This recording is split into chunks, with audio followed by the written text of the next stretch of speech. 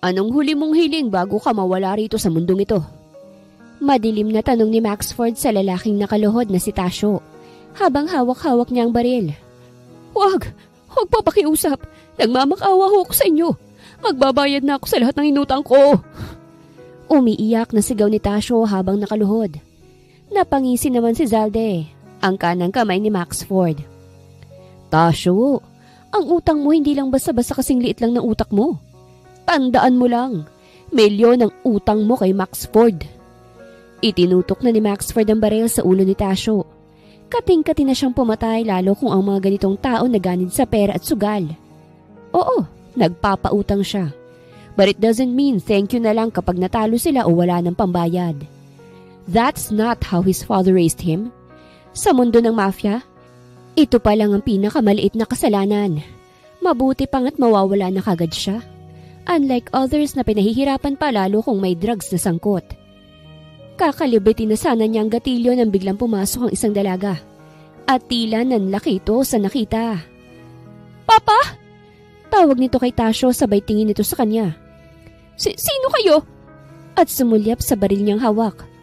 Shera! Anak! Umalis ka na! Sigaw nito. Ngunit sa halip na sundin ni Shera ang utos ng kanyang ama, ay dali-dali itong lumuhod at niyakap ang papa niya. Maxford hates drama. Pero nahumaling siya kay Shera. Nagngit-ngit ang panga ni Maxford habang pinagmamasan ng dalagang nakaluhod sa harap niya. Hindi niya gusto ang mga delay, lalo na ang drama. But Shera, she caught his eye in a way he didn't expect. Mahigpit ang yakap ni Shera sa ama't nanginginig ang balikat nito habang umiiyak. Papa, ba't hindi mo sinabi sa akin? Bakit ka naman napunta sa ganitong sitwasyon? Garalgal nitong tanong. Tama na anak, umalis ka na. Pigil ni Tasyo, nanginginig ang boses. Iligtas mo na ang sarili mo. Kasalanan ko ito eh, kaya dapat hindi ka na madamay. Tumaas ang kilay ni Zalde. Max, tayo na bang mag-a-adjust dahil may teleserye sila rito? Isang malamig na tingin lang ibinato ni Maxford, kaya agad natahimik si Zalde. Lumapit siya ng dahan-dahan. Bawat hakbang niya'y mabigat. Nakatingin lang si Shera sa kanya.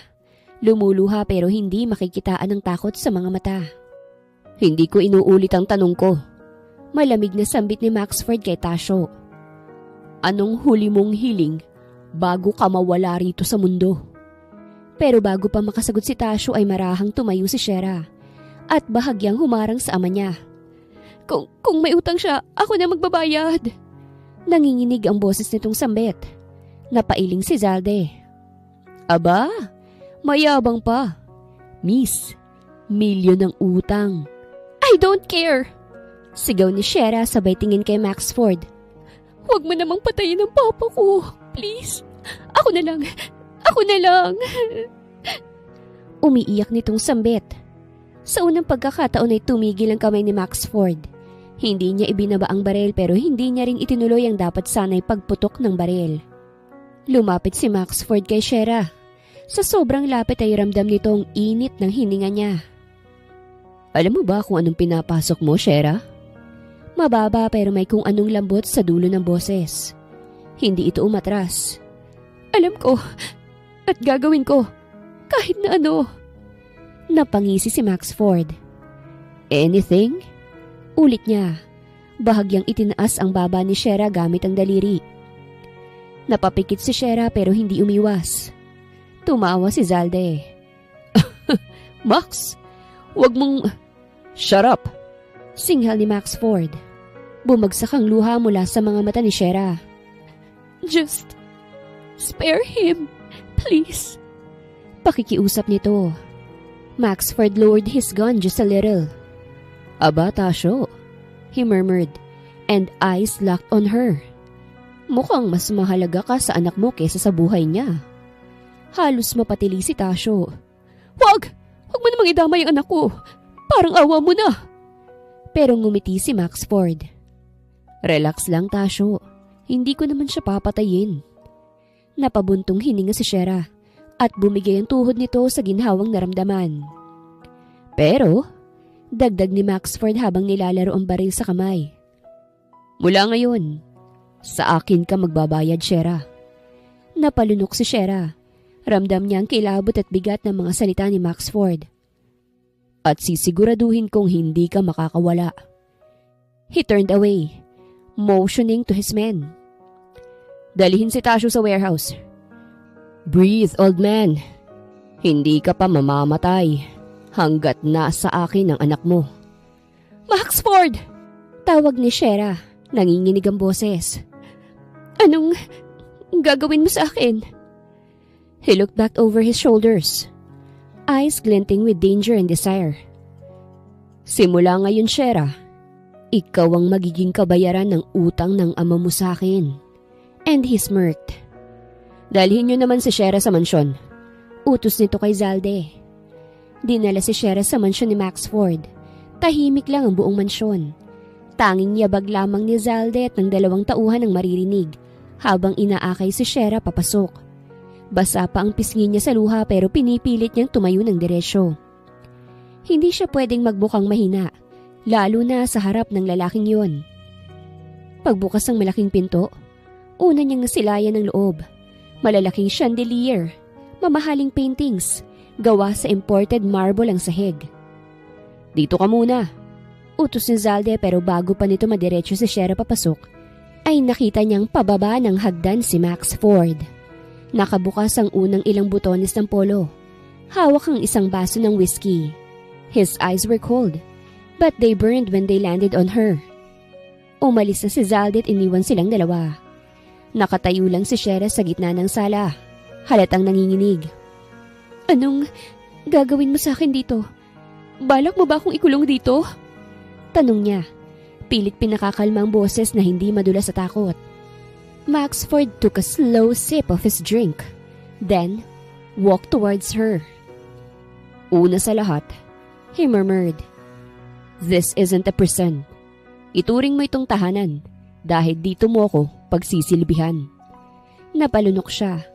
Paglapit nito sa kanya ay hindi niya maiwasang humakbang paatras. Pero agad siyang napahintot na tamaan ng malamig na pader ang likod niya. Maxford stopped just inches away. Relax, Shera. If I wanted to kill you, I would have done it earlier.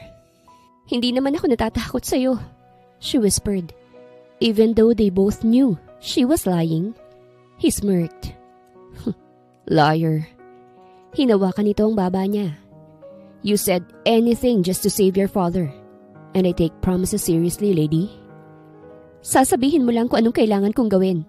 O kaya, babayaran na lamang kita. Magtatrabaho ko't babayaran kita tuwing sahod ko. Desperadang sagot niya.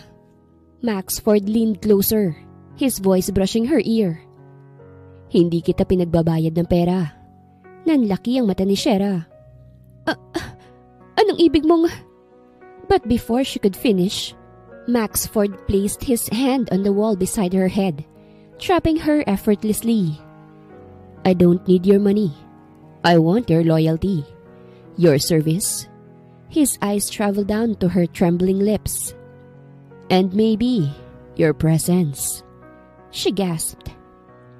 So gagawin mo kong alila? Utusan? No, he said softly, dangerously. Something more valuable than that. Napatigil si Shera. Ano? He pulled back just enough to meet her eyes fully.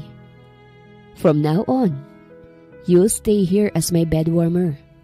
Under my roof, under my rules. He traced a finger gently along her jaw. Bed warmer? You mean? Kaya mo ba o hindi?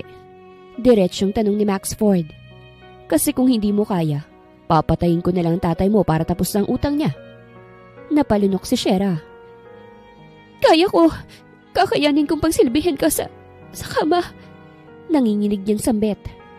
Nang marinig ni Maxford ang mga salitang yon mula kay Shera, ay napaangat ang sulok ng kanyang labi. Hindi iyon ngisi ng isang lalaking masaya. Ito'y ngisi ng isang lalaking nasiyahan sa takot at tapang na nakikita niya sa isang babae. Good, bulong niya. Halos dumampi ang labi sa gilid ng tenga ni Shera. At least marunong kang tumupad sa sinasabi mo. Pero kahit ganun, Nanatiling nakapako si Shera sa kinatatayuan niya. Hindi siya umatras. Hindi siya nagmula sa mayamang pamilya. Wala rin siyang kapangyarihan. Wala siyang armas pero gagawin niyang lahat maprotektahan niya lang ang ama niya. Maxford stepped back just enough to give her air. Pero hindi niya ito tinigilan ng tingin. Those eyes, dark and hungry, as if assessing every inch of her. Simula ngayon, anya habang umiikot sa paligid niya. Parang leyong inaaral ang biktima. You eat when I say. You sleep when I allow. You go anywhere only if I permit. Napakapit si Shera sa laylayan ng damit niya. Pinipigilan ng panginginig. You're treating me like a slave.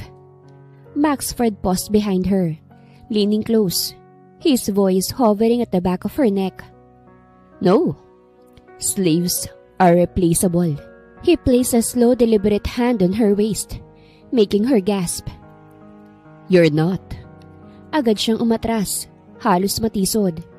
Hindi ako laruan, Maxford. He chuckled. Hindi rin ako humingi ng laruan. Ikaw ang nag-alok ng sarili mo, remember?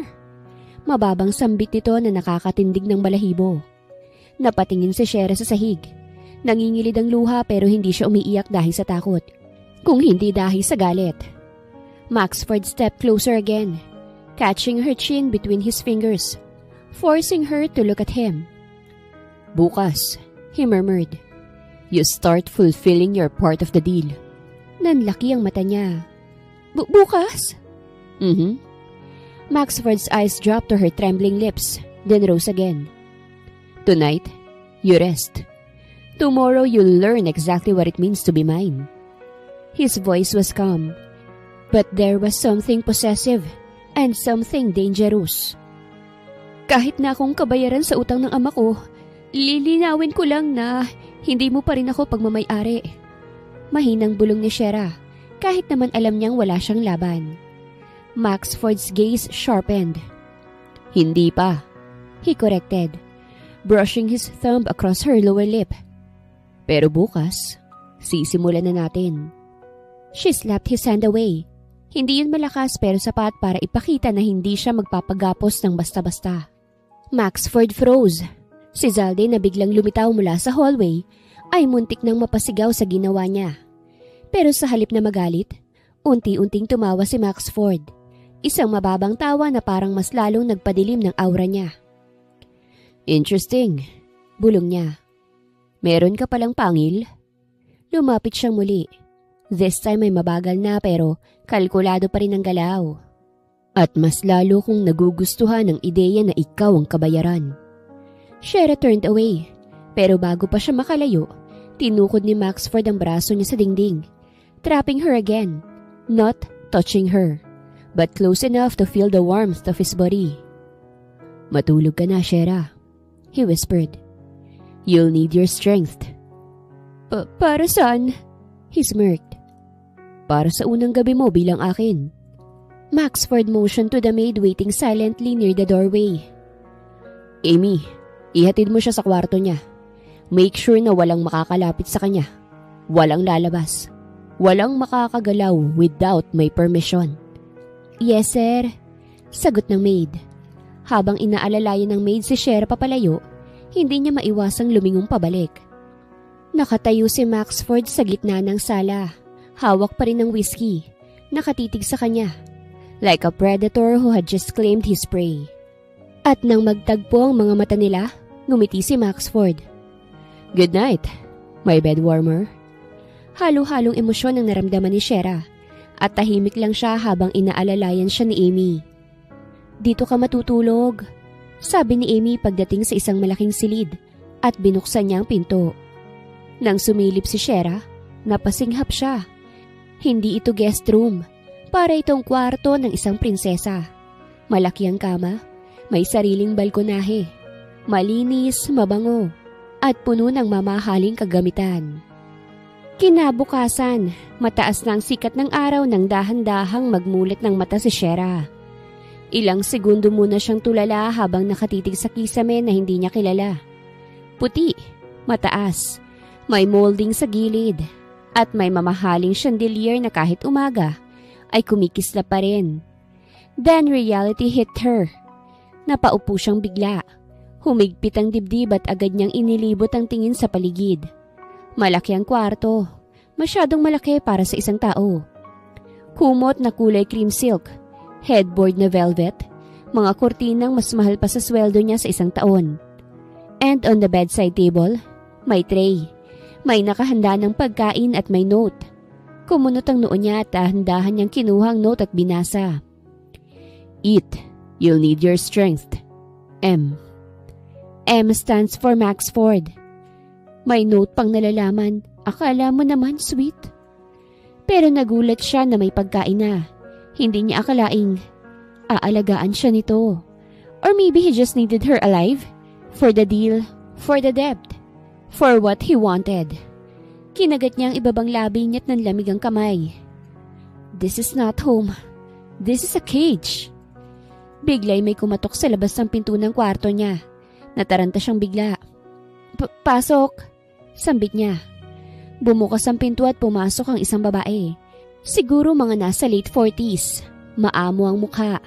Naka-uniform ng elegant maid attire. Siya yung maid kagabi. Good morning ho, Miss Shera. Bati nito. I'm Amy. Inutusan po ako ni Sir Maxford na ihanda kayo para sa araw na ito. Anong araw? Anong gagawin ko? Hindi agad sumagot si Amy pero may awa siyang nakita sa mga mata nito. May ipapakita raw ho siya sa'yo. At may mga patakaran daw po kayong dapat na pag-usapan. Kinabahan lalo si Shera. Nasaan siya?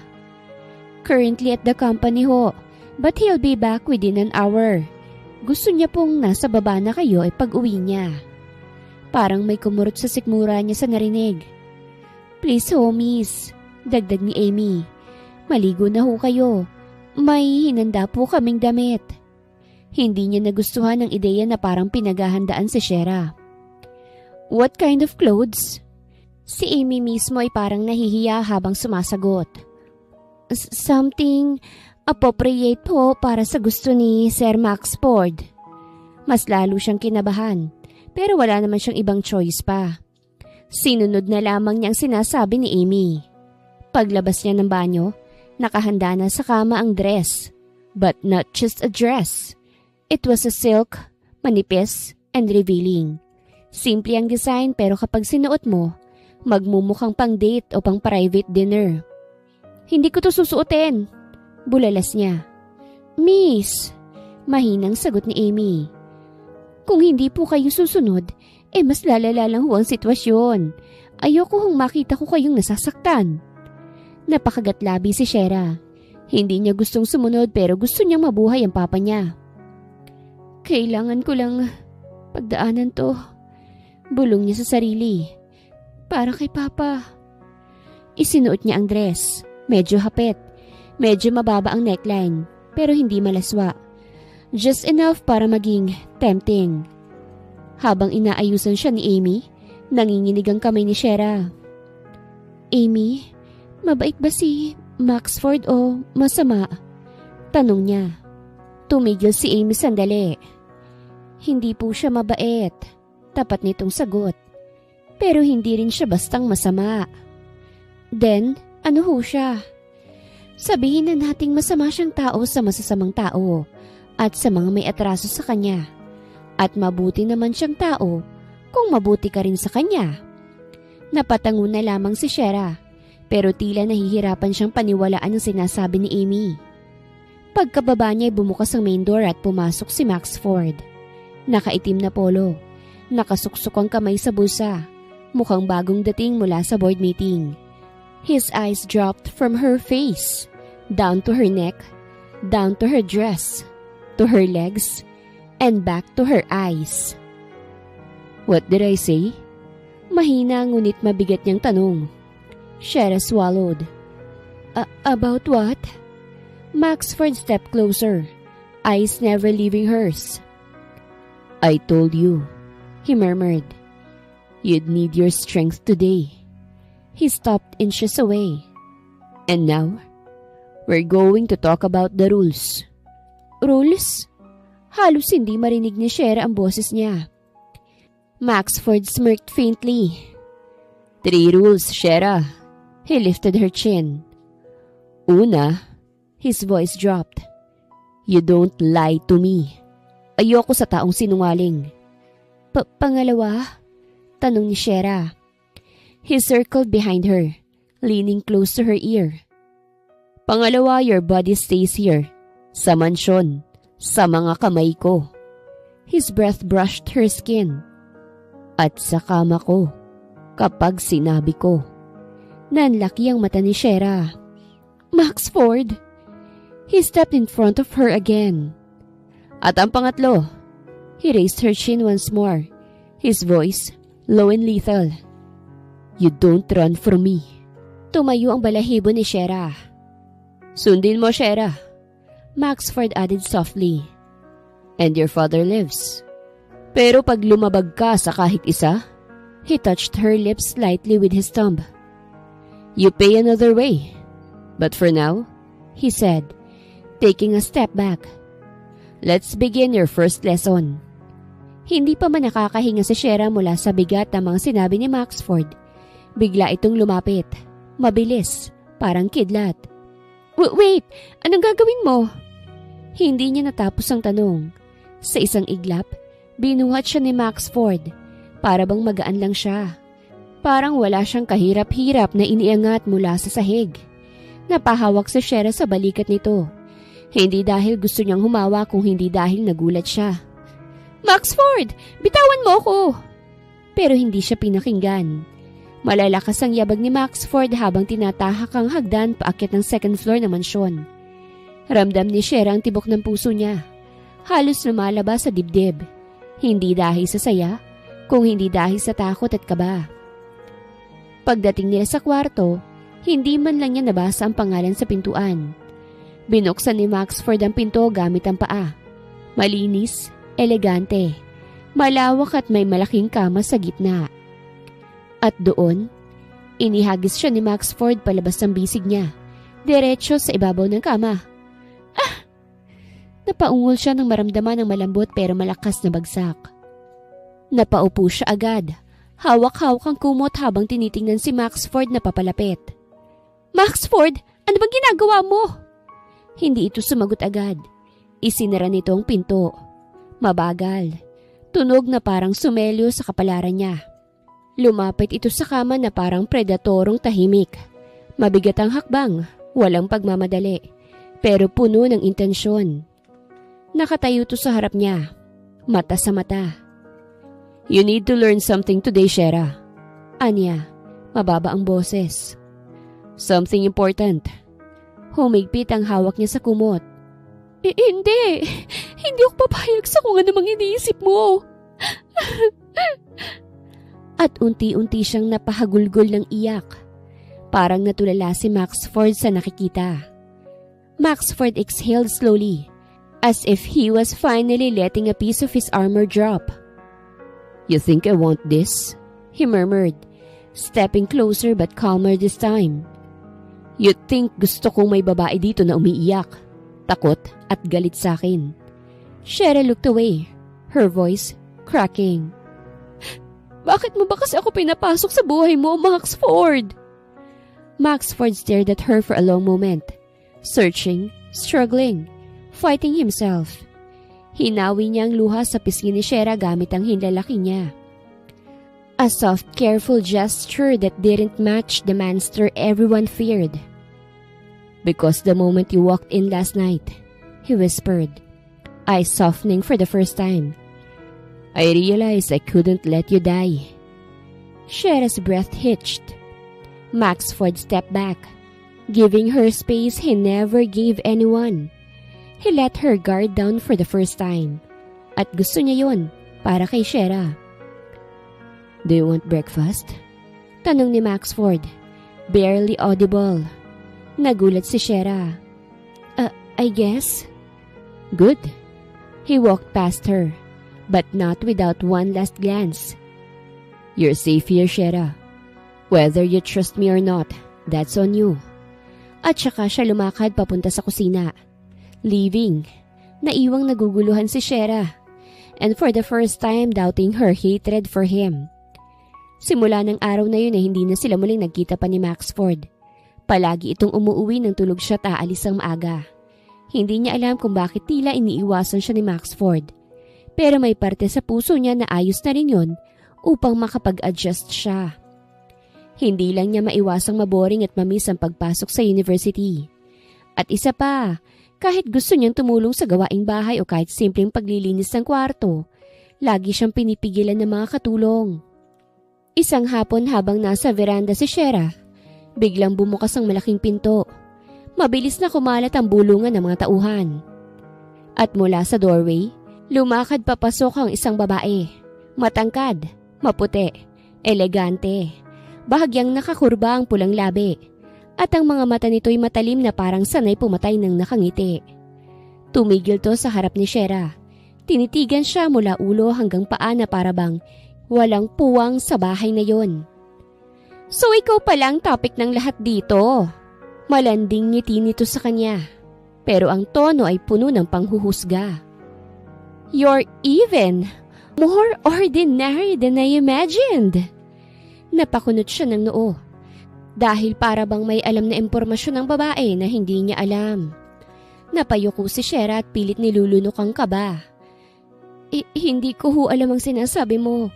At isa pa hindi ko ginustong mapunta rito. Ah, how cute. I'm Leticia by the way.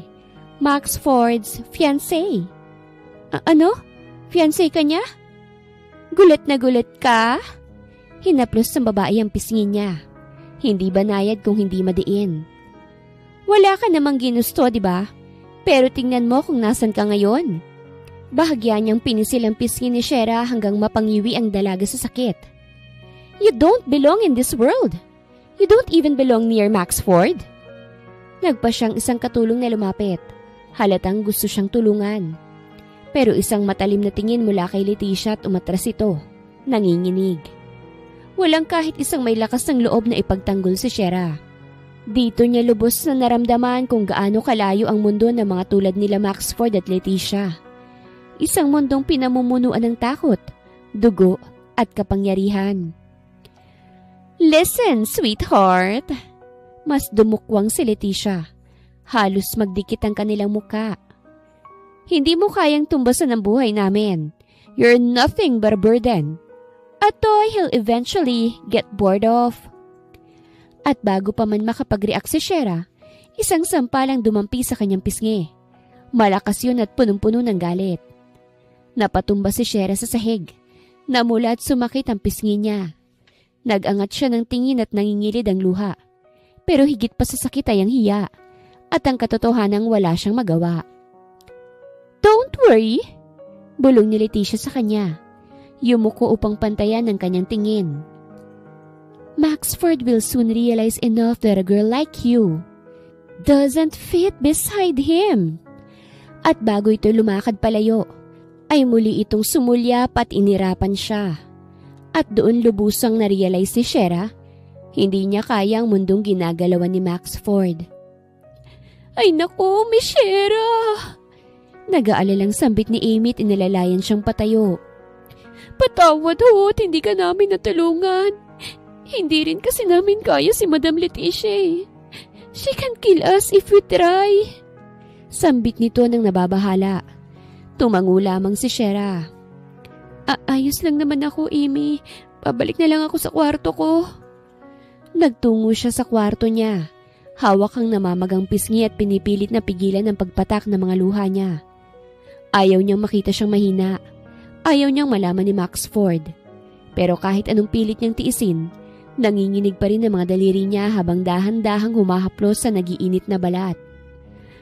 Bakit ba ako iiyak? Bakit ba nasasaktan ako ng ganito? Dahil lang sa sinabi niya. Hindi niya alam kung mas masakit ba ang sampal ni Leticia o ang katotohanan ng lahat yun ay maaaring totoo. Samantala, kalahating oras lang ang lumipas nang bigla ang dumating si Maxford. Nasaan si Leticia? Malamig na tanong ni Maxford habang tinatanggal ang gloves niya. Sir, umalis na po siya. Sagot ng tauhan. Pero bago pa ito makalayo, May dinaanan isa pang katulong si Maxford. Pula ang mga mata. Halatang galing sa pag-iyak. Maxford stopped walking. Bakit ka umiiyak? Madiin niyang tanong. Wala po, sir. Kausapin mo ako na maayos bago kita ipatapon sa labas ng gate. Napaluha lalo ang babae. Sir, si Miss Shera po. Sinaktan po siya ni Miss Leticia. Tumigil ang mundo ni Maxford. Anong sinabi nito? And no one dares to protect her? Umalingaw-ngaw ang malakas na boses ni Maxford. He stormed up the stairs. Ang mga hakbang niya'y mabigat at mabilis. Sa loob niya, may kumukulong galit. Galit na may halong takot. Sinaktan si Shera. Yun ang paulit-ulit na tumatakbo sa isip niya. Pagpasok niya sa kwarto ni Shera ay nakita niya itong nakaupo, nakayuko, at may luha pa sa pisngi. Pero mas nakuha ng pansin niya ang pulang marka sa mukha nito. Sa isang iglap ay napatiimbagang siyat na pakuyom ng kamao. Sinong gumawa niyan? Tanong niya, kahit alam niya ang totoo. Gusto niyang malaman kung kaya bang magsinungaling sa kanya ni Shera. Umiling si Shera, saka pilit na ngumiti. Wala, tumama lang. Don't lie to me. Lumapit siya ng marahan. Hinawakan niya ang baba ng dalaga para tumingala ito sa kanya. Nanlaki ang mga mata ni Maxford na makita ang buong pasa. Si Leticia, bulong ni Shera. Pero wala lang naman to. Kasalanan ko naman. Hindi na siya pinatapos pa ni Maxford sa pagsasalita. He stands up straight habang nakakuyom ang kamao. Zaldi! Bumukas agad ang pinto. Boss, hanapin mo si Leticia ngayon. Dalhin mo siya sa Warehouse 17 at siguraduhin mong hindi siya makakalapit dito ulit. Galit nitong utos. Yes, boss. Pagkaalis ni Zalde, tumingin ulit si Maxford kay Shera. Why didn't you call me? Mahina na ang boses. Why did you let her do this to you? Napayuko si Shera at itinatago ang luha. Wala naman akong laban sa inyo sa mundo nyo. Kahit sigawan ako o apihin ako, wala naman akong lugar dito. Parang sinuntok si Maxford sa dibdib. He knelt down in front of her. Yes, the mafia boss knelt down. Shera, malumanay niyang hinaplos ang pisngi nito at maingat na parang natatakot siyang masaktan pa. This world is cruel and I will never let it touch you again. Do you understand? Bakit mo ginagawa to? Tanong ni Shera at hindi na niya napigilang umiyak pa. Ano ba ako sa'yo? Maxford paused. Hindi siya marunong sa ganitong usapan. Ayaw niyang aminin, ayaw niyang sabihin, pero kasinungalingin ang tumalikod ngayon. You're someone I can't afford to lose. Napatigil si Shera at tila binabasa ang mga mata ni Maxford. Napatigil din si Maxford na parang na-realize niya ang lumabas sa bibig niya. Bago pa makapagsalita si Shera ay humigpit ang hawak niya sa kamay nito. Huwag ka nang matakot sa kanila, bulong niya. Dahil takot silang lahat sa akin. At sa unang pagkakataon ay hindi nakakatakot ang tinig niya, kung hindi nakaramdam si Shera ng kaligtasan at kapayapaan. Hindi umalis si Maxford sa tabi ni Shera at nilinisan ang sugat sa labi niya. Hanggang sa makatulog siya'y saka pa lamang umalis si Maxford patungo sa warehouse kung saan niya pinadala si Leticia. Isang ilaw lang ang bukas, nakatapat kay Leticia, na nakaupo naman sa gitna. Maganda pa rin to pero kitang-kitang pagkataranta sa mga mata. Nakatayo si Zaldi sa tabi, nakahawak sa metal pipe na parang iniikot-ikot lang niya habang naghihintay. Maxford, we can talk about this? Anya, pilit na kalmado. It was just a slap. Hindi niya natapos ang sasabihin dahil biglang dumating si Maxford. Hakbang pa lang niya'y ramdam na ramdam ang panginginig ng sahig at ng hangin. Ito ang Maxford na kinatatakutan sa buong underworld. Just a slap? Paus niyang ulit. Lumapit siya sa harapan ni Leticia, dumukwang at hinawakan ang panga nito ng madiin. Touch her again, bulong niya, mababa at halos gumigiwang ang hangin. And I will break every bone in your hand para maramdaman mo kung gaano kasakit ang ginawa mo. Nagpupumiglas si Leticia. She doesn't belong in your world, Maxford. You're making a fool out of yourself. Sa sobrang bilis, hindi niya namalayang sinampal siya ni Maxford. Isang beses lang pero sapat yon para mapayuko at mapaatras ng bahagya sa upuan. Zalde didn't react. Tahimik lang siya. Alam niyang hindi niya pwedeng pigilan ng boss niya. Zalde, tumayo si Maxford. Hinihimas ang kamao. Make sure she never steps inside my property again. Or even breathes near Shera. Yes, boss. 3:00 ang madaling araw nang magising si Shera. Hindi niya alam kung bakit pero ramdam niya ang bigat sa dibdib. Parang may nangyaring hindi maganda. Hanggang sa bumukas ang pintuan ng kwarto niya at pumasok si Maxford. Basang-basa ng ulan ang buhok nito. Pagod ang mata, pero nakatingin sa kanya na parabang siyang tanging dahilan kung bakit siya umuwi. Hindi pa man nakakapagsalita si Sherry, lumapit agad si Maxford. Masakit pa bang pisngi mo? Nag-aalalang tanong ni Maxford. Umiling si Shera.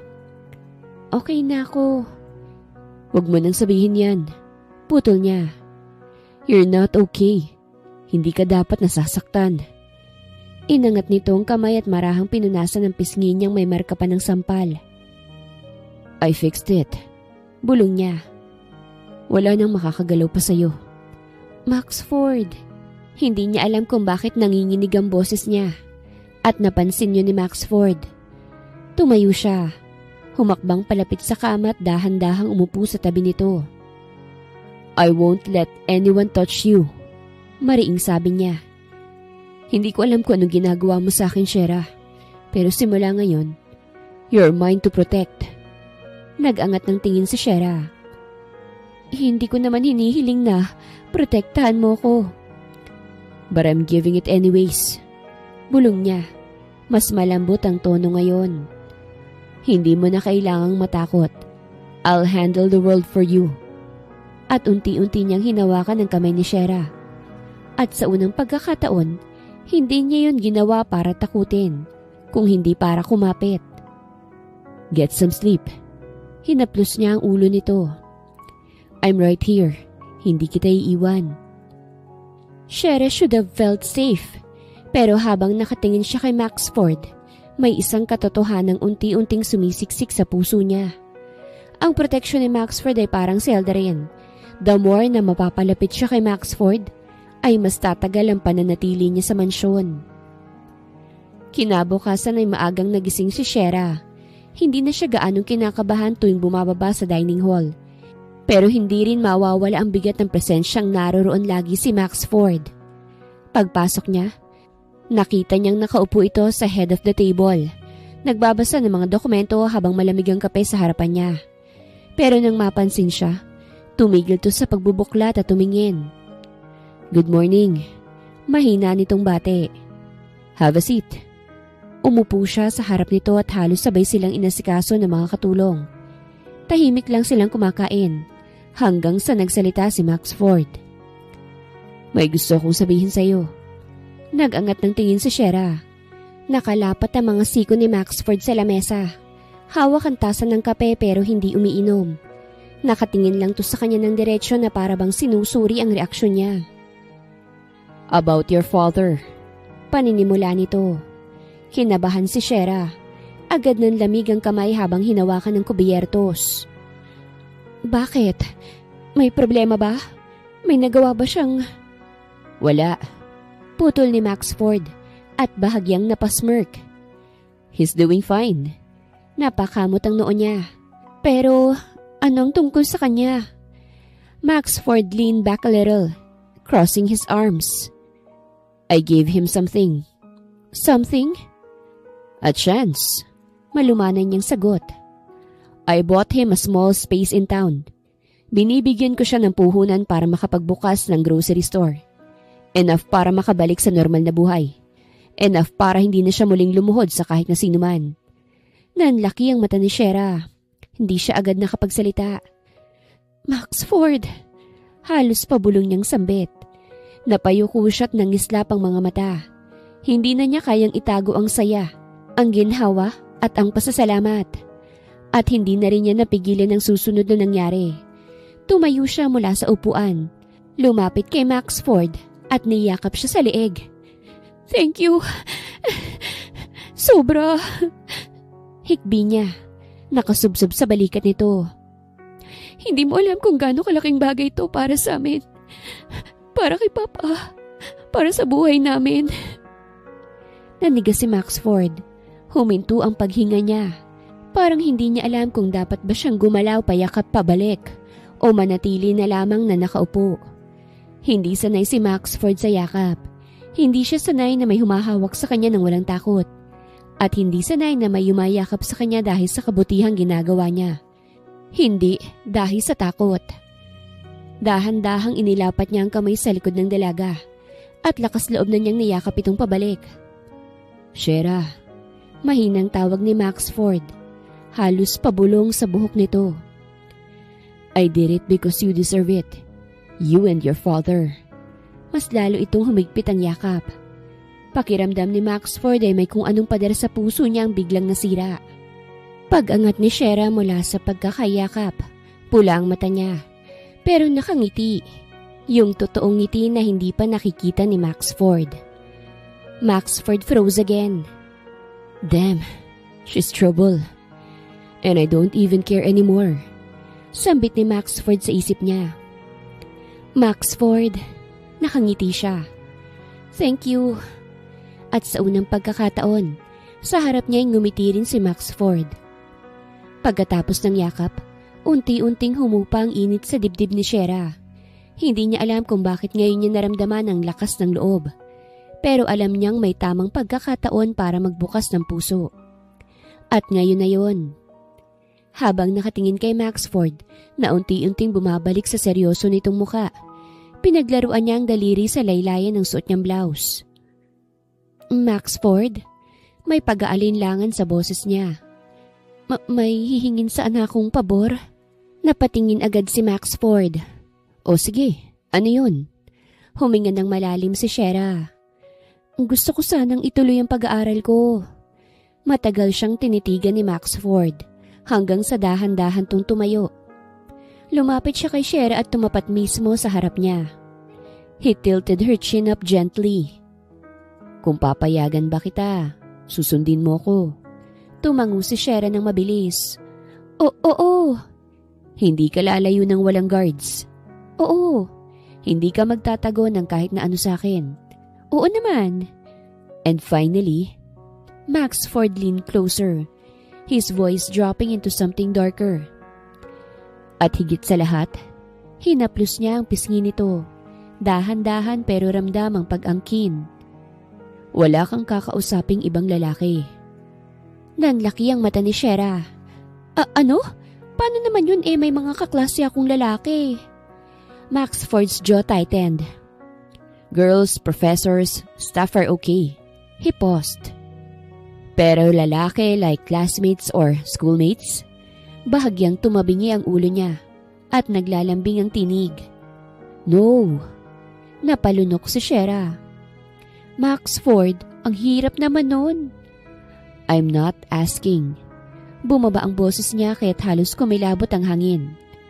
It's my condition. Tumingin siya kay Shera, diretso sa mata, walang pasikot-sikot. You want school? I'll give it to you. He stepped closer. Halos magdikit na ang kanilang hininga. At ang kapalit lang ay ang honesty mo. Humigpit ang hawak ng lalaki sa baba niya. No boys, no conversations, no friends na lalaki. Wala. His voice softened, but that softness was more dangerous than his anger. Only me, Shera. Napatango na lamang si Shera. O sige, maraming salamat.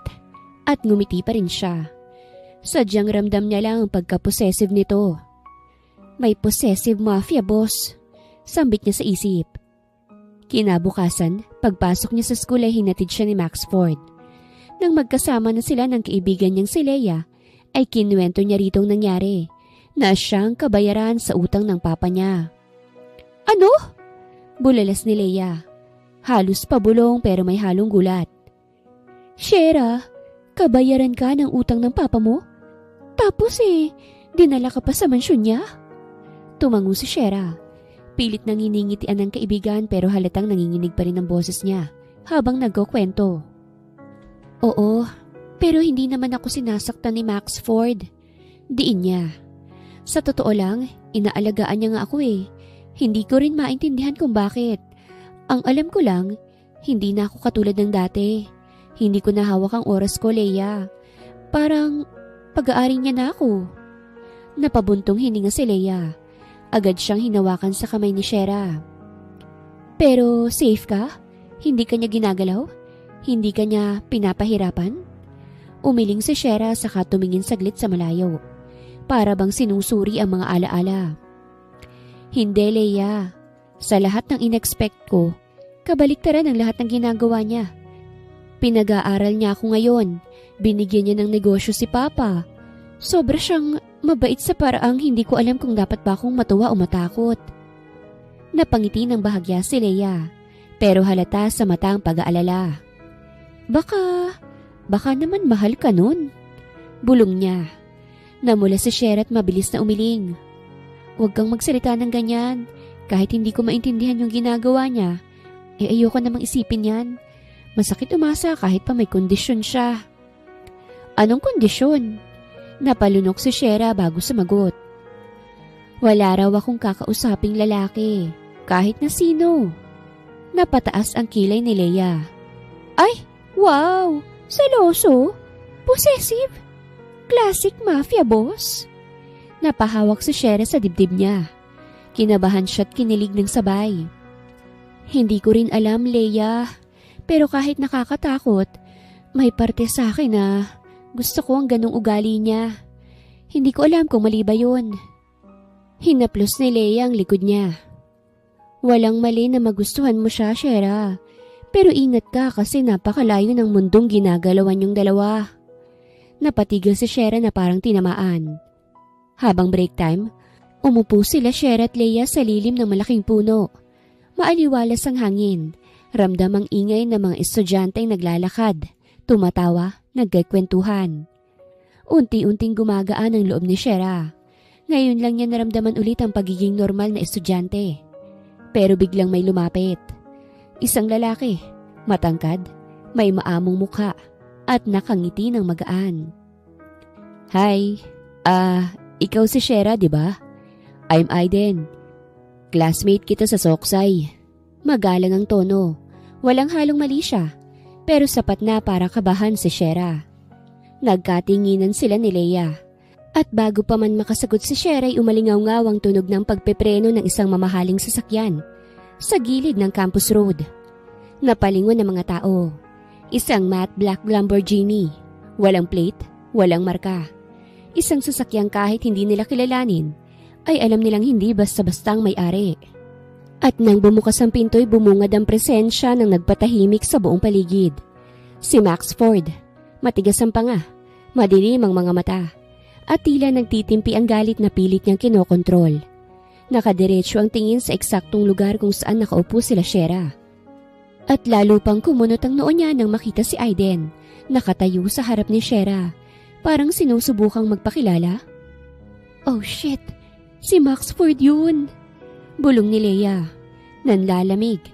Napakapit siya sa braso ni Shera. Girl, lagot ka! Hindi makagalaw si Shera. Para siyang binuhusan ng malamig na tubig. Dahan-dahang lumapit si Maxford.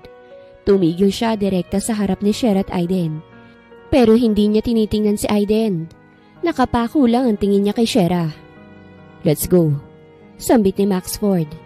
Pero sumabat si Aiden. Halatang kinakabahan. Sir, kaklase ko lang si Shera. Nagtatanong lang ako. Doon na lumingon si Maxford. Isang malalim na tingin ang ipinukol niya rito na parang sinusukat kung gaano katagal mabubuhay ang lalaking kaharap niya. Tumigas ang tuhod ni Aiden. Hindi ka niya kailangan. Malamig na sagot ni Maxford.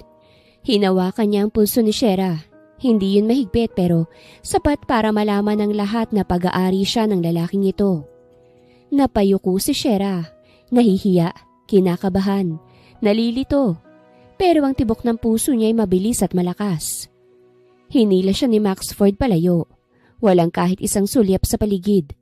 At bago sila makalayo, narinig ni Shera ang mahina pero malinaw na bulong ni Leia. Girl, selos na selos yung mafia boyfriend mo. At kahit hindi niya aminin, ay ramdam ni Shera ang init sa loob ng dibdib niya. Pagdating nila sa kotse, kaagad silang pumasok sa loob at marahas na isinarado ni Maxford ang pinto. Habang nagmamaneho, ay nakatingin si Maxford sa kalsada pero ramdam ni Shera ang puwersa ng emosyon niya. Parang anumang segundo ay sasabog na. Hindi na nakatiis si Shera. Hindi ko naman kasalanan kung may lumapit sa akin. Mabilis siyang nilingon ni Maxford. Kasalanan mo ang pagpapalapit sa kanila. Matigas na sambit ni Maxford. Sinabihan na kitang walang lalaki. Bakit ang hirap nun sa'yo? Napakuyom si Shera sa skirt niya. Mga tao sila. Hindi ko naman sila pwedeng takbuhan. Pero hindi mo rin sila iniiwasan. Tuluyang tumulo ang luha sa mga mata ni Shera dahil sa sakit at inis. Maxford! Nahihikbi niyang sambit. Hindi naman ako aso para itali mo lang sa tabi mo. Shera, hindi mo naiintindihan. Kapag may lumapit sa yung iba. Ano? Papatayin mo? Susugurin mo? Tumulo ang luha niya ng sunod-sunod. Pagod na ako sa galit mo. Lagi na lang akong mali. Lagi na lang akong dapat na matakot. At doon siya natahimik. Para bang may tumama sa dibdib ni Maxford nang makita niyang umiiyak si Shera. Nang dahil sa kanya. Unti-unting lumambot ang mga mata niya. Ang galit, biglang natabunan ng guilt na hindi niya inaasahan. Nag-hesitate siya bago marahang lumapit. Inabot niya ang pisngi ni Shera pero umilag to at umiiyak pa rin. Doon na tuluyang parang sinakal ang puso ni Maxford. Shera, look at me. Mahinang bulong niya't puno ng pakikiusap. Umiling si Shera habang nanginginig. Ayoko nang marinig ang boses mo. Ayoko na ng mga pagbabanta mo. Huminga ng malalim si Maxford. Dahan-dahan niyang hinawakan ang kamay ni Shera. Hindi para palapitin, kundi para iparamdam na hindi siya galit. I'm sorry, Shera. Ito ang unang beses na nagsorry si Maxford sa tanang buhay niya. And it's only Shera made him do it. Naramdaman ni Shera ang sinseridad sa boses ni Maxford kaya't nagangat siya ng tingin. Pinunasan ni Maxford ang luha niya gamit ang hinlalaki. Maingat. Parang natatakot siyang masaktan niya pa ulit to. Hindi kita dapat sinigawan. Halos pabulong nitong sambit. Hindi ko gustong matakot ka sa akin. Kahit minsan. Humigpit ng bahagya ang hawak niya sa kamay ni Shera. Ayoko lang nang may ibang lalaking malapit sa'yo. Lumingon si Shera, malungkot ang ngiti. Maxford, nagsiselos ka ba? Tumigil ang mundo ni Maxford sa isang iglap. Hindi niya sinagot. Hindi niya alam kung papaano o kaya ba niyang ipaliwanag ang nararamdaman niya sa isang salita. Sa halip, ay dahan-dahan niyang hinawakan ang baba ni Shera ng marahan at hinalikan siya sa labi. Natulala si Shera. Hindi niya alam kung dapat ba siyang umatras, tumanggi o ngumiti. Pero sa halip, hindi niya pinigilan si Maxford. Hanggang sa unti-unti silang kinapos ng hininga at inilayo ang labi sa isa't isa. Shera, may nararamdaman ako para sa'yo. Matagal na. Pero ngayon hindi ko na kayang itago. Mahal na kita, Shera. Hindi kagad nakapagsalita si Shera. Sa halip ay tahimik lang siyang ngumiti at umiwas ng tingin. Napakamot ito sa batok. Bakit hindi ka man lang nagre-react? Ang hirap naman ito. Hindi pa rin siya pumihit pabalik sa kanya, kaya't napailing si Maxford. Gumanap na parang walang bigat ang sinabi niya. Ano yun? Ngiti lang? Wala ka man lang sasabihin? Hindi ka ba natutuwa? Doon siya dahang-dahang tumingal at nagpakawala ng maliit na tawa. Sabi ko na nai-inlove ka na sa akin. Pangaasar niya kay Maxford habang nasa loob sila ng kotse. Natawa naman si Maxford. I can't believe you. Talagang inaasar mo pa ako Siyempre, masaya lang din ako. Sa wakas umamin ka rin. Ikaw, kailan ka aamin? Napakagat sa ibabang labi si Shera. I didn't push you when you kissed me. Hindi pa ba sapat na sagot yun? Mas lumawak bigla ang ngiti ni Maxford. Masaya silang bumalik sa mansyon, puno ng hindi maintindihang kilig at gaan ng pakiramdam. Pagdating nila sa mansyon, inunahan pa ni Maxford na buksan ang pinto para kay Shera. Ngumiti lang siya pero hindi maitatago ang pamumula ng pisngi niya. Habang naglalakad silang papasok, pasimpleng hinawakan ni Maxford ang likod niya. Sapat lang para maramdaman niya ang presensya nito. Pag-akyat niya sa silid, hindi na niya napigilan ng sarili. Napahiga agad siya sa kama at napahawak sa dibdib niya. Dama pa rin ang bilis ng tibok ng puso. Grabe, pabulong niyang sabi. Ano ba to? Bakit ganito? Sa unang pagkakataon ay ramdam niyang may tahanan na siya. Hindi lang sa mansyon, kung hindi sa piling ng taong nagsisimula niya ng mahalin. At habang dahang-dahang pumipikit ang mga mata niya, hindi nawawala ang ngiti sa labi. Kahit sa pagtulog ay dala niya ang init ng mga titig at ngiti ni Maxford, hanggang sa makatulog na siya. Ilang linggong nakalipas ay mas naging magaan ang bawat araw sa kanila. Mas nakilala nilang isa't isa at mas nahulog ang loob nila. Ngayon, habang kumakain sila ng almusal, biglang tumunog ang phone ni Maxford. Tiningnan nitong sandali at bahagyang tumaas ang kilay niya bago ibinaba ang phone. Shera, may formal gathering ang pamilya ko sa weekend. Gusto kitang isama. Napatingin agad si Shera. Nagulat. Ha? Ako? Bakit? Ipapakilala kita bilang girlfriend ko. Namula ang pisngi ni Shera. Hindi niya alam kung anong mararamdaman. Kaba? Saya? O takot? Sinamahan siya ni Maxford para mamili ng susuotin. Habang naglalakad sila sa mall, halatang hindi sanay si Shera sa presensya ni Maxford sa ganitong lugar. Marami ang napapatingin dahil sa presensya niya. Matangkad kasi, gwapo, at malakas ang dating. Habang papasok sila sa boutique na mga formal gowns, napakapit si Shera sa handbag niya. Maxford, masyadong mahal dito. Ngumiti lang si Maxford. I don't care about the price. I just want you to look perfect. Napayuko siya't kinilig kahit ayaw niyang ipahalata. Pumili siya ng ilang dress. Isang midnight blue, isang silver, at isang soft champagne dress. Habang nagsusukat si Shera, tumingin si Maxford sa kanya sa malaking salamin. Halos hindi makapaniwala. Sa suot na champagne dress, tila lumiwanag ang buong fitting room. Maxford stared at her, as if trying to memorize every inch of her. That one, mahinang sabi niya. You're wearing that. Ngumiti si Shera. Gusto ko rin to. Perfect. You're beautiful. Sabay halik ni Maxford sa noo niya. Dagdag kilig na naman ang nararamdaman ni Shera. Kinabukasan matapos siyang ayusan ng stylist at suotan ng eleganteng champagne dress na binili nila, bumaba si Shera sa hagdan. Tumingala si Maxford at parang tumigil ang mundo. Dahan-dahang bumaba si Shera. Ang ilaw ng chandelier tumatama sa bawat hakbang niya. Parang hindi humihinga si Maxford habang pinanonood siya. Paglapit ni Shera, hindi nito mapigilang magtanong. Ayos lang ba? Hindi sumagot ang lalaki. Sa halip ay lumapit ito at tinitigan siya mula ulo hanggang paa. Parang sinusuri pero natutulala. You're perfect. Mahina pero matindi. Let them stare. Let them talk. I don't care. You're coming with me. Inabot niya ang kamay ni Shera at nang magdikit ang kanilang balat, parang may kuryente silang naramdaman. Inalalayan na siya ni Maxford palabas ng mansyon at saka sila sumakay ng kotse. Hindi niya alam kung ilang minuto o oras silang bumiyahe dahil sa kabang nararamdaman niya. Namalayan na lang niya na pumasok ang sasakyan nila sa malaking gate ng Velasquez Estate. Isang mansyon na mas malaki pa sa mansyon ni Maxford. May mga luxury cars sa driveway. May mga lalaki sa dilim na naka-formal, security, at may red carpet papasok sa entrance. Humigpit ang hawak ni Shera sa kamay ni Maxford.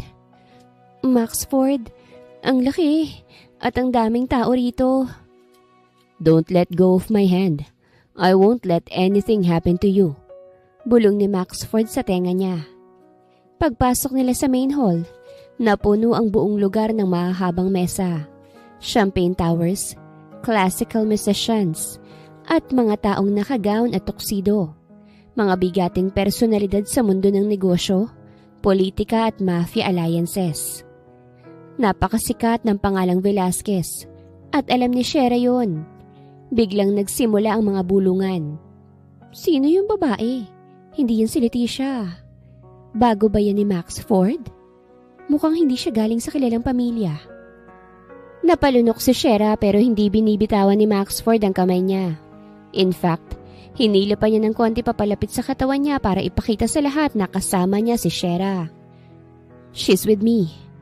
Lumapit ang isang matandang lalaki. Matangkad, may mabigat na presensya. May malamig na mga mata. Si Don Armando Velasquez, ama ni Max Ford. Max Ford! Tumango siya. Pero ang tingin ay diretsyo kay Shera. At sino na naman to? Suminghap si Shera. Pero si Max Ford ang sumagot. She's with me, Dad. She's my girlfriend. Tumaas ang kilay ni Dom. Is she from a political family? Business family? An heiress? Umiling si Max Ford. Hinawakan niyang muli ang kamay ni Shera. Mas mahigpit na ngayon. She's Shera. That's enough. Nagtagal ang tingin ng Don kay Shera na parang hinuhusgahan ang buong pagkatao niya sa loob lamang ng 5 segundo. We'll talk later. Sabi nito bago naglakad palayo. Lumuwag ang loob ni Shera nang umalis ang Don, pero nanatili ang kaba. Max Ford, ayaw niya yata sa akin. Tumingin ang lalaki sa kanya. I don't need their approval. Kung ayaw nila sa'yo, then they'll have to deal with me. Magsasalita pa sana si Shera pero may lumapit pa na 2 lalaki. Mga pinsan ni Max Ford na parehong mapang-asar. Well, well. Sino ba tong bagong soft spot mo, Max? Hindi mo tayo pang ganitong simple, di ba? Napayuko si Shera. Pero bago pa sila makalapit humarang si Max Ford sa harap niya. Say another word and I'll throw both of you out. Naniningkit at nakakatakot na sambit ni Max Ford. Naglakad palayo ang magpinsan na bahagya pang natawa. Patunay na sanay sila sa ganyang tensyon. Pagbalik ng focus niya kay Shera, tila lumambot muli ang kanyang mata. Don't listen to them. Hinawakan niya ang pisngi nito. Gabi natin to, okay? Not theirs. Tumango si Shera at kahit kinakabahan, ramdam niyang seguridad sa tabi ng lalaki. Nang makaupo sila'y sunod-sunod na tao ang lumalapit kay Max Ford. He's indeed a busy man. Kaya naman ang magpaalam to sa kanya'y kaagad siyang pumayag at naiwan siya sa lamesa. Ngunit hindi niya inaasahang naroroon si Leticia. Look who's here! Ikaw na naman? Malakas at matalim na tanong ni Leticia. Hindi ka ba nahihiya? Sa mismong pamilya ni Max Ford nagkukunwari kang may lugar? Nagbulungan ang mga tao. Maging ang magulang ni Max Ford ay napatingin. Nakakaloka ka talaga, no? Sabay tawa ni Leticia. Halata namang hindi ka bagay. Look at you. Wala ka sa level namin. Sa level niya. Nanlamig ang kamay ni Shera habang parang nanliliit ang mundo sa paligid. Pero hindi siya makagalaw. Hindi siya makasagot. Hindi dahil naniniwala siya kay Leticia. Kung hindi dahil hindi niya inakalang ganito kalala ang panguhusga nito sa kanya. Please, stop. Mahinang sabi ni Shera na halos pabulong. Pero mas lalo lang natawa si Leticia. Anong stop?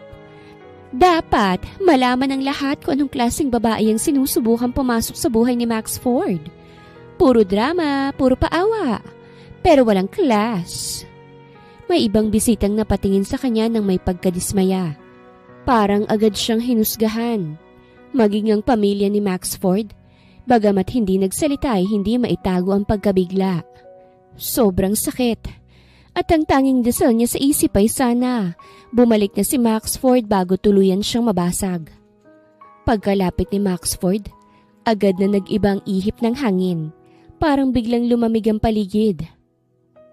Anong ginagawa mo, Leticia? Malamig ang tanong ni Max Ford. Nagkibit balikat si Leticia. Hindi man lang nagpatalo. Kinakausap ko lang naman ang charity case mo. Akala ko naiintindihan niya kung saan siya nararapat eh. Napalunok si Shera. Gusto niyang tumakbo. Gusto niyang mawala na lang pero hindi niya maigalaw ang katawan niya dahil sa tensyon. Unti-unting lumapit si Maxford at sa bawat hakbang ay lumalakas ang tibok ng puso ni Shera. Hindi dahil sa takot, kung hindi dahil kilala niya ang ekspresyon na yon. He's mad. Hinawakan ni Maxford ang kamay ni Shera. Wow! So she's that important to you now? A girl you bought from a debt? Before she could finish, Maxford cut her off. Leticia, listen carefully. Humugot siya ng malalim na hininga at tumingin kay Shera bago muling bumaling ang tingin kay Leticia. She is with me. I choose her. At kung may problema ka, keep it to yourself. Natahimik si Leticia. Halatang nasaktan ang pride niya. Pero hindi pa natapos si Maxford doon. Hindi ko hahayaang kahit na sinong babastusin siya. Kahit na ikaw. Napalunok si Shera. Ramdam ang init ng mga mata niya. Hindi niya alam kung dapat ba siyang matakot o matuwa. Dahil kahit ang ex-girlfriend nitong Mafia Iris, hindi kayang lampasan ang boundary na para sa kanya ibinaba ni Maxford. Nagbaling ng tingin si Leticia kay Shera. Puno ng galit at selo sa mga mata. She's nothing like us, Maxford. She'll never fit to your world. Ngumiti ng mapait si Maxford. That's exactly what I want her. She's so real. A drastic silence fell. Napailing si Leticia. Isang tawang lumabas sa labi niya pero walang halong saya. You'll regret this. Bulong nito bago siya tumalikod at umalis. Nakataas man ang noon nito pero halatang nasaktan. Pag-alis ni Leticia, hindi agad nakapagsalita si Maxford. Napansin niyang nanginginig na kamay ni Shera, kaya't maingat niyang hinawakan yon. Are you okay? Tanong ni Maxford. Hindi agad nakasagot si Shera. She was overwhelmed by shock, fear, and something warm blossoming in her chest. Salamat sa pagtatanggol sa akin, Maxford. Humigpit ang hawak ni Maxford. It's my duty to protect you, Shera. Huminga siya ng malalim. And I won't let anyone hurt what's mine. Hindi alam ni Shera kung paanong hihinga. The way he said mine didn't feel like possession. It felt like protection. Like commitment. Hindi na sila nagtagal pa sa family gathering ngayon. Sa halip ay umalis na lang basta si Maxford. Pagpark ng sasakyan sa harap ng mansyon, sinabi ni Maxford sa guard na wala ni isa sa pamilya niya ang papapasukin sa mansyon. Binuksan niya ang pinto habang nakayuko si Shera. Shera. Hindi gumalaw si Shera. Look at me. Dahan-dahang tinaas ni Shera ang tingin at doon niya nakita ang bahagyang pag-aalala sa mga mata ni Maxford. Hinawakan ni Maxford ang pisngi niya. Malambot ang hinlalaki nitong dumantay sa gilid ng mukha niya. Did she hurt you? Umiling si Shera pero may luhang nagbabadya sa mata niya. Hindi naman, pero masakit pa rin. Humigpit ang panga ni Maxford. Halatang pilit pinakakalma ang sarili. Kung may sinabi man siya, don't take it to heart. Napabuntong hininga si Shera. Pero, totoo kasi ang sinabi niya. Hindi ako bagay sa mundo mo, Maxford. She's right. Sandaling natahimik si Maxford bago siya humawak sa magkabilang balikat niya. At marahang inilapit si Shera sa kanya. Huwag kang magdesisyon base sa sinabi ng isang taong insecure. I brought you with me because I want you there. With me. Sa tabi ko. Unti-unti nang bumigay ang luha ni Shera.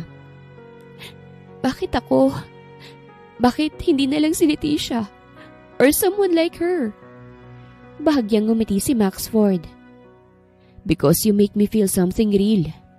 Tumingin siya ng diretsyo sa mata ni Shera. You make me want to be better. And no one has ever done that. Napatigil si Shera.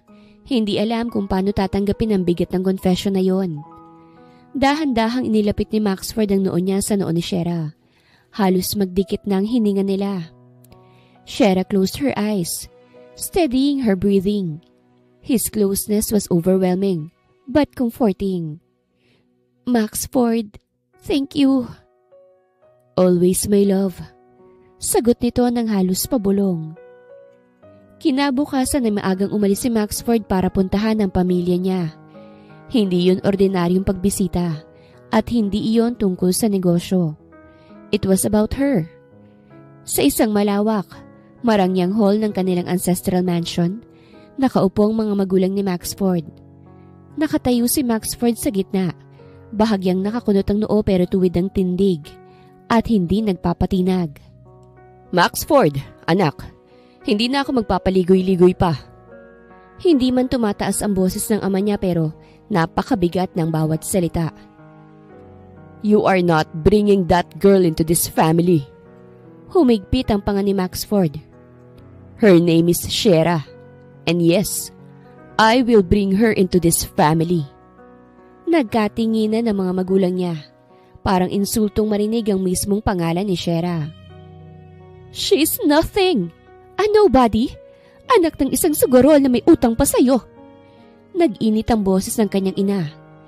She'll ruin everything. Your reputation, our legacy, the alliances we built. Maxford clenched his fist.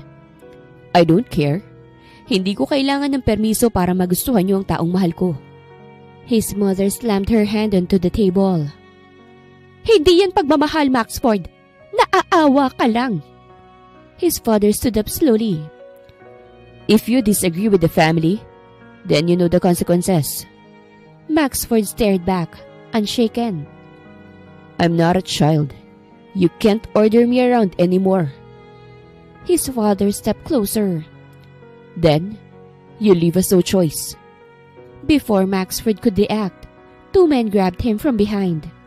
A fist struck his stomach. Another blow hit his ribs. Sunod-sunod, walang pahinga. He grunted, pero hindi sumigaw. Hindi humingi ng awa. His mother turned away, covering his ears pero hindi tumututol. His father stared at him expressionless. This is your punishment for choosing an outsider over your own blood. Another punch landed on Maxford's cheek. Nagdugo ang labi niya. Nanghina ang tuhod, pero hindi siya bumagsak. Kung akala niyong aatras ako, hindi. Pinilit niyang itaas ang tingin. I will still choose her. His father's voice dropped low. Then you're no longer an heir. At tuluyang itinapon si Maxford sa labas ng mansyon, bugbog at duguan. 9:00 na ng gabi nang bumukas ang pinto ng mansyon. Dahan-dahang pumasok si Maxford. Halos hindi makalakad ng maayos. May pasasa pa nga, duguan ang kilay at nanghihina ang braso. Pagkakita ni Shera sa kanya ay para siyang natulala bago sumigaw. Maxford! Mabilis siyang lumapit at halos maluha agad. Hinawakan niya ang mukha niya habang nanginginig ang kamay. Sino gumawa sa'yo nito? Nanginginig ang boses niya, halong takot at galit.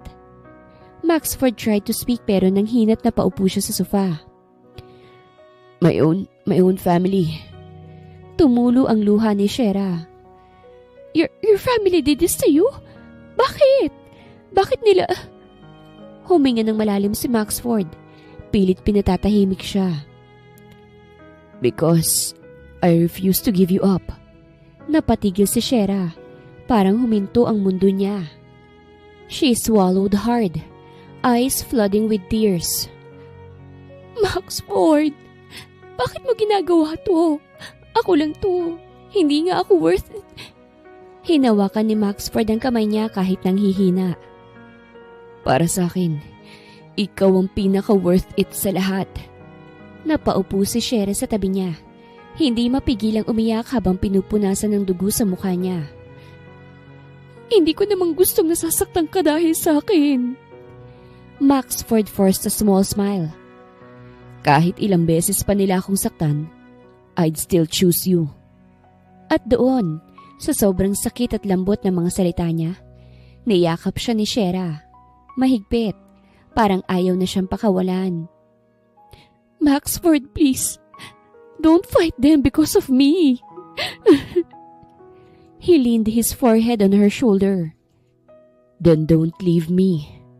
Shera froze because that was the first time na narinig niya sa boses ni Maxford ang takot. Hindi naman kita iiwan eh. Sambit niya. Nagpatulong siya kay Zalde na dalhin si Maxford patungo sa kwarto upang malinisan. Nanginginig pa rin ang kamay niya hindi dahil sa takot, kung hindi dahil sa sakit na nararamdaman niya para sa kanya. Nakahawak si Maxford sa kama. Pilit nilalabanan ng sakit, pero ramdam niya ang marahang haplos ng dalaga sa sugat niya. Huwag ka nang magpakatigas, hindi kasi Superman. Maxford smirked lightly. Hindi rin naman ako mahina. Hindi, pero tao ka rin. Sagot ni Shera habang pinapahira ng labi niyang may dugo. At nasasaktan? Nasasaktan ka dahil sa akin. Hinawakan ni Maxford ang kamay niya bigla. Pinigilan to. Shera, I did it because I choose you. Napapikit si Shera. At sa unang pagkakataon, hindi siya umatras. Hinayaan niyang hawakan ni Maxford ang kamay niya. Hindi ka dapat nasasaktan ng ganito. Tumingin siya sa mata ni Maxford ng diretso at walang takot. Kaya ako nang bahala. Maxford frowned. What are you planning? Huminga siya ng malalim. Hindi ako manonood na sinasaktan ka nila dahil sa akin. And with that, tumayo si Shera. Inayos ang buhok at kinuha ang jacket. Shera, where are you going? She looked back at him. Tears in her eyes but fire in her chest. To fix this, para sa'yo. At bago pa makapagprotesta si Maxford, mabilis na siyang lumabas ng kwarto. Zalde, pwede mo ba akong dalhin sa mga magulang ni Maxford? Tanong ko nang makababa ako ng mansyon. Nagulat ito. Sigurado ka ba, Shera? Haharapin mo silang mag-isa? If it's the only way para maprotektahan ko rin si Maxford, gagawin ko. O sige, kung yan ang gusto mo. Nakarating si Shera sa ancestral mansion na may kaba sa dibdib. Wala siyang koneksyon sa mafia. Pero nandito siya dala ang tapang na ipinakita niya kay Maxford nung una pa lang. Pagbukas ng malaking pintuan, tumambad ang mga magulang ni Maxford. Parehong seryoso at walang emosyon. Pero diretso silang tinitingnan ni Shera, kahit nangangatog ang tuhod. Magandang gabi po. Alam ko pong kilala niyo na ho ako. Gusto ko lang pong makiusap. Tahimik lang ang buong hall. At bakit naman kami dapat makinig sa'yo, Iha? Huminga ng malalim si Shera at hindi umiwas ng tingin. Hindi ho ako mayaman. Hindi ako mafia. Hindi ako katulad ni Maxford. Tiningnan niya ang mga kamay niyang nanginginig. Alam ko pong hindi ako karapat-dapat sa mundo niyo. Nakatitig lang ang dalawang magulang at hindi kumikibo. At bakit sinasabi mo sa amin yan? Muling huminga si Shera, mas malalim. Kailangan niyang maging matapang. Dahil hindi totoo ang relasyon namin noon. Tiningnan niya ang mga magulang nito ng diretsyo. Kabayaran lang ako sa utang ng papa ko. Pinisil niya ang dibdib. Nung una, takot ako sa kanya, sa mundo niya. Nagtama ang tingin nila at hindi umiwas si Shera, kahit nanlulumo at nanginginig. Pero habang tumatagal, natututunan ko na siyang mahalin. Hindi dahil sa pera, hindi dahil sa takot, pero dahil mabuti siyang tao. At kahit hindi ko kayang pantayan ang mundo niyo, kaya ko pong mahalin ang anak niyo ng totoo. Emosyonal si Shera at handa na sanang lumuhod at makiusap. Pero biglang tumawa ng malakas ang daddy ni Maxford. Bakit po? Lumapit ang ina ni Maxford at hinawakan ang braso niya. Congratulations, Shera! Nakangiti nitong sambit. Nagulat siya. Ha? Para saan po? Pumasa ka sa pagsubok namin. Napakurap si Shera. Pagsubok? Tumango ang ama ni Maxford. Gusto naming makita kung totoo ang puso mo. Kung iiwan mo si Maxford kapag nalaman mong hindi kita tinatanggap. Huminga siya ng malalim. Pero hindi ka umalis. Napaluha lalo si Shera. Hindi niya alam kung iiyak ba siya sa kaba o matatawa sa nangyari. Lumapit ang ina ni Maxford at bahagyang nag-aalis ng luha sa pisngi ni Shera. Hindi mo kami kalaban, iha. I just needed to know if you're worth the fight. Ngumiti ng malambot. And you are. Thank you for loving my son. Nanghina ang tuhod ni Shera. Opo, maraming salamat po. Mahal ko po talaga ang anak niyo eh. Naiiyak niyang sambit sa kaniyakap ang dalawa. Dahan-dahang bumukas ang malalaking pintuan ng hall. Nag-angat ng tingin ng lahat at doon nila nakita si Maxford. May bakas pa rin ng sugat at pasa. Nagulat si Shera. Maxford? Mahina pero puno ng pag-aalala ang boses niya. Mabilis na lumapit si Maxford kay Shera. You passed. Bulong nito na may halong tuwa at pagod. I knew it. I knew it was a test.